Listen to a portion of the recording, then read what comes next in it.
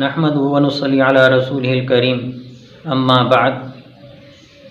قربانی کے جانور کی عمر کیا ہونی چاہیے؟ کتنی سال کا جانور قربان کیا سکتا ہے؟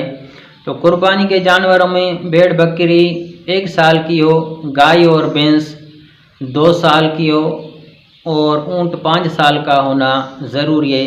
البتہ وہ بھیڑ اور دمبا جو اتنا موٹا تازہ ہو کہ اس کی عمر 6 ماہ یا 6 ماہ سے زیادہ ہو لیکن 1 سال کا لگتا ہو تو اس کی قربانی بھی جائز ہے۔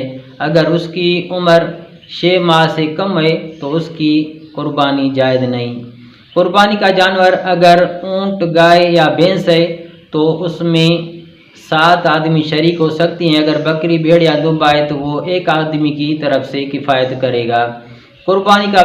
قربانی کا وقت شہر والوں کے لیے عید نماز ادا کرنے کے بعد شروع ہوتا ہے، اور وہ دیہات والے جس دیہات میں جمعہ فرض نہیں ہے تو وہ صبح صادق کے بعد بھی کر سکتے ہیں، لیکن بہتر یہی ہے کہ طلوع آفتاب کے بعد کریں۔ قربانی کے دن 3 ہے: 10، 11 اور 12 ذی الحجہ۔ قربانی کے وجوب کے شرائط کیا ہیں؟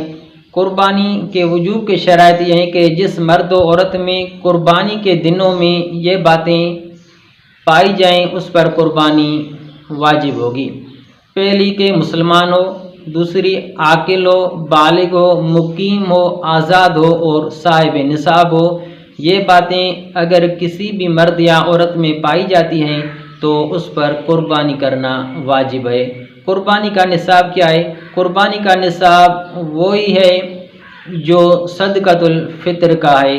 جس مرد عورت کی ملکیت میں 52.5 تولہ چاندی یا 7.5 تولہ سونا ہے، یا 52.5 تولہ چاندی کے برابر نقدی مال موجود ہے، یا تجارت کا سامان موجود ہے، یا ضرورت سے زائد اتنا سامان موجود ہے کہ اس کی قیمت 52.5 تولہ چاندی ہو جائے تو اس پر بھی قربانی واجب ہے۔ ضرورت سے زائد کا مطلب یہ ہے کہ وہ سامان صرف نمائش کے لیے گھروں میں رکھا جائے اور سارا سال وہ استعمال بھی نہ ہو، یہ ضرورت سے زائد ہے۔